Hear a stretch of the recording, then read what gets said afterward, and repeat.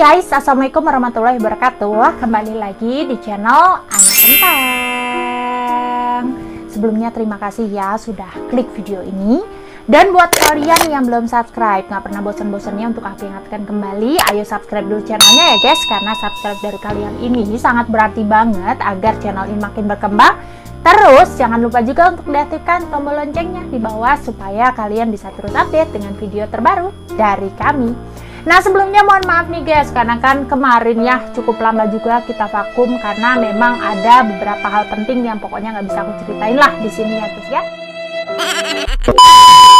Dan kali ini kita kembali lagi nih untuk membahas mengenai salah satu tokoh yang amat berpengaruh di Britania Raya yang telah menjadi ratu selama 70 tahun, yaitu Ratu Elizabeth II yang telah wafat di tanggal 8 September tahun 2022 di umurnya yang ke-96 tahun.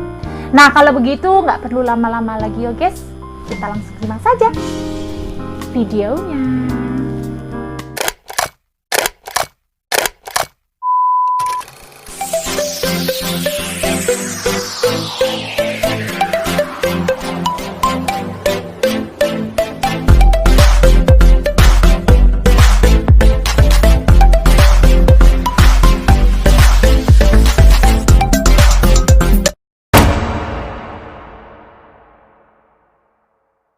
Elizabeth Alexandra Mary atau yang lebih kita kenal dengan Ratu Elizabeth II lahir di Mayfair, Inggris di tanggal 21 April tahun 1926 dari pasangan Albert Frederick Arthur George atau Raja George VI dan istrinya Elizabeth Angela Margaret Bowes-Lyon.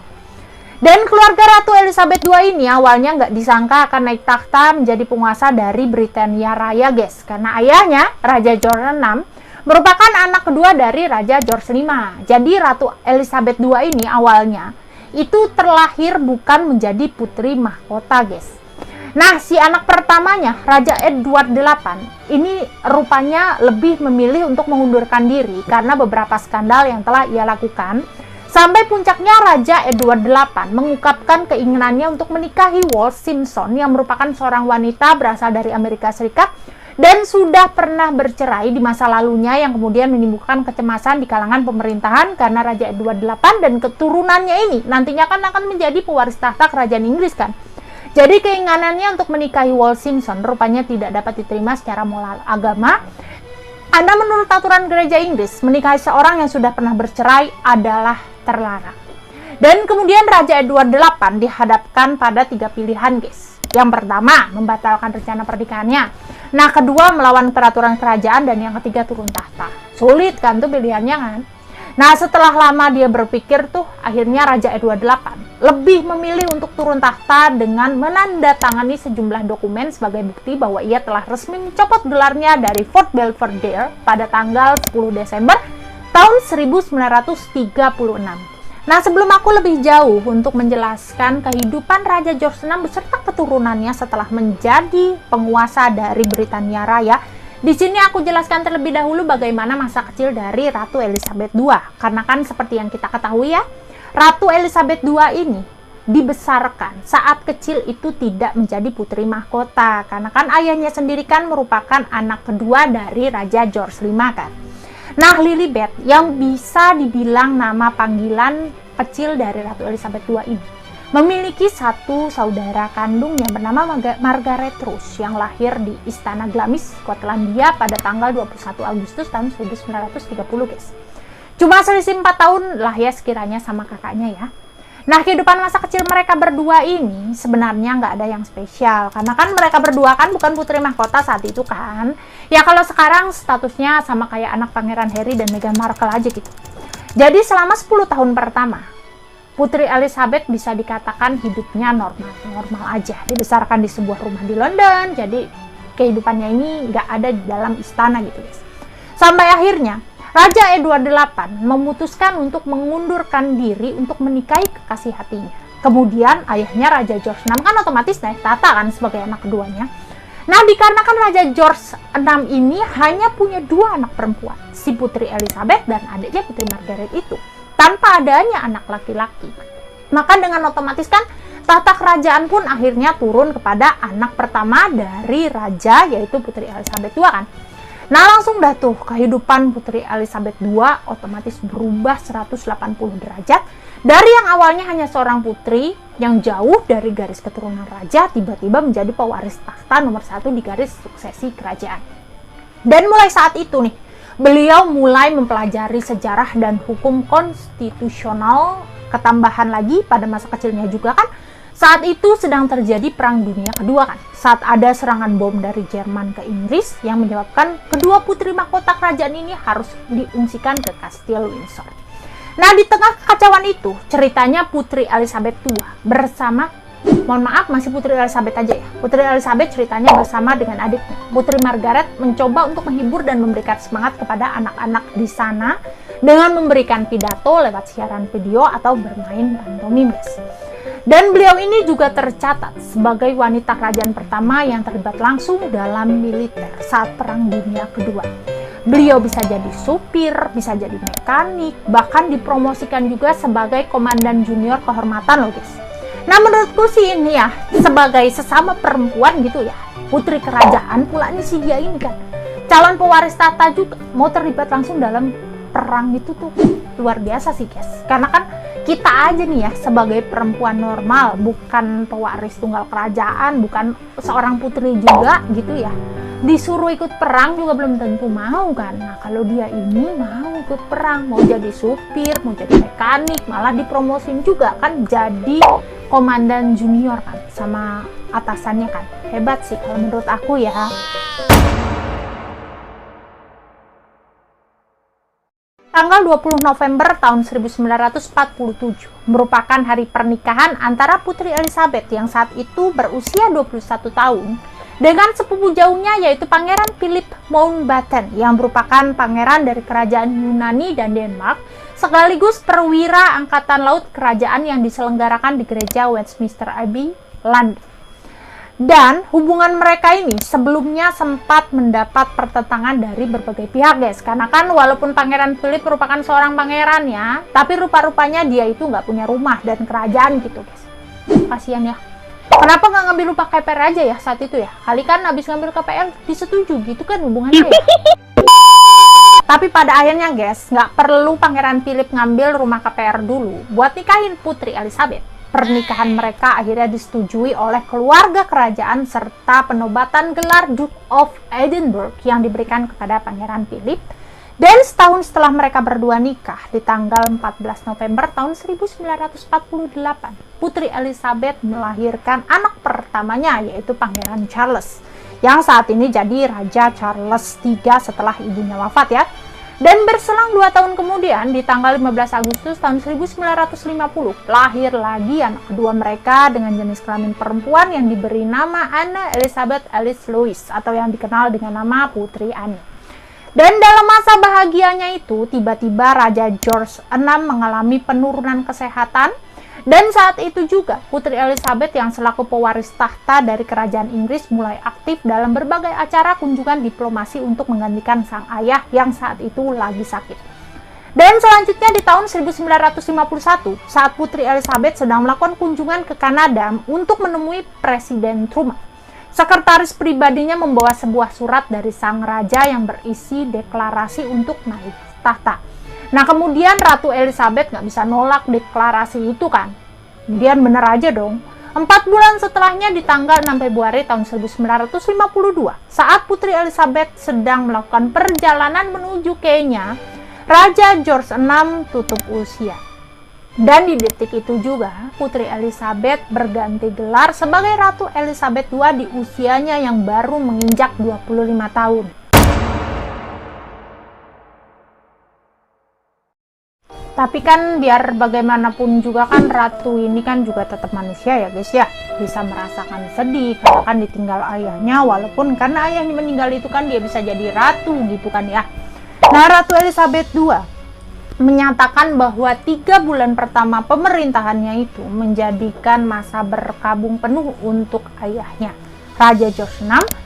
Dan sejarah tahta kerajaan Inggris juga mencatat bahwa Ratu Elizabeth II baru dinobatkan menjadi Ratu Elizabeth II itu di tanggal 2 Juni tahun 1953 di Westminster Abbey, dan kemudian ia mulai melakukan tur keliling dunia pertamanya untuk meninjau armada angkatan laut kerajaan di Spithead, Portsmouth bersama Duke of Edinburgh atau suaminya Pangeran Philip, serta mengunjungi negara-negara persemakmuran Inggris yang mencakup Australia, Selandia Baru, Skotlandia, Irlandia Utara, serta Wales sebagai bagian dari perayaan lanjutan yang berlangsung selama 6 bulan. 70 tahun dalam memerintah suatu negara kan itu bukan perkara yang mudah dong ya. Mulai dari naik tahta di tahun 1952 sampai dengan wafat di tahun 2022 kan tentunya udah banyak banget kan peristiwa yang dilaluinya kan. Masa pemerintahannya ini juga jadi masa pemerintahan terlama dalam sejarah monarki Britania Raya yang melampaui masa pemerintahan dari nenek buyutnya, Ratu Victoria yang kala itu telah memerintah selama 63 tahun. Dan pada tahun 1992, kebakaran mulai merusak kehidupan keluarga kerajaan, mulai dari rumah keluarga sampai dengan kehidupan pernikahan 3 dari 4 anaknya pun gagal.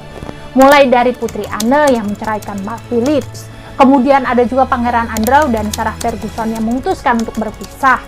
Sampai yang paling kontroversial yaitu kasus dari Pangeran Charles, sang pewaris tahta kala itu yang juga menghadapi masalah dalam pernikahannya bersama Putri Diana, yang kemudian diceraikannya pada tanggal 28 Agustus tahun 1996 setelah sebelumnya isu perselingkuhan antara Pangeran Charles dan mantan kekasihnya Camelia Rosemary Sand yang mulai terdengar di telinga publik pada tahun 1992 karena bocornya rekaman percakapan antara Charles dan Camelia.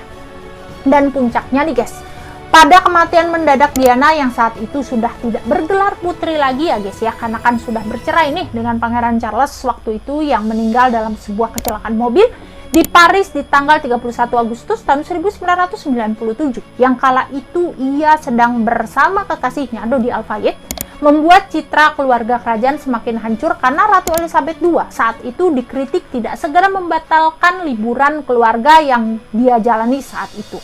Dan ditambah lagi nih guys, selepas dari kepergian Diana, Pangeran Charles kala itu juga mulai berani memperkenalkan Camelia pada keluarga kerajaan di tahun 1998, tapi sang Ratu Elizabeth II serta suaminya Pangeran Philip masih belum menyetujui hubungan mereka. Sampai akhirnya di tahun 1999, mereka berdua, si Pangeran Charles dan Camelia ini mulai go public guys. Sampai akhirnya mereka memutuskan untuk menikah di tanggal 9 April tahun 2005, yang dilakukan secara sederhana tanpa dihadiri oleh Ratu Elizabeth II dan Pangeran Philip. Dan kemudian selepas dari peristiwa itu, di tahun 2002, sang ratu mulai bekerja untuk mengubah citranya dengan menjadi tuan rumah dari konser rock di Istana Buckingham untuk merayakan ulang tahun ke-50 serta memberikan restu untuk pernikahan Pangeran Charles dan Camelia. Makanya mereka akhirnya menikah kan di tahun 2005 kan, 3 tahun setelahnya, itu karena si ratu itu sudah memberikan restu rupanya.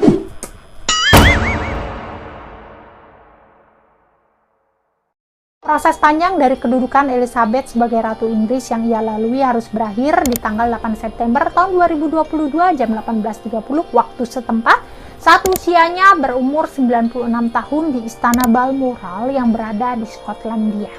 Ia kemudian dimakamkan di hari Senin tanggal 19 September tahun 2022 bersamaan dengan makam mendiang suaminya yang telah mendampinginya selama 73 tahun, yaitu Pangeran Philip yang telah berpulang terlebih dahulu di tanggal 9 April tahun 2021 di usianya yang berumur 99 tahun. Dan sekitar jam setengah 7 pagi waktu setempat ya, seremoni persemayaman dari Ratu Elizabeth II secara resmi berakhir di Westminster Hall dan pintu-pintu pun mulai ditutup untuk umum. Dan setelah itu mulai dilakukan persiapan pemindahan peti mati Ratu Elizabeth II ke Westminster Abbey.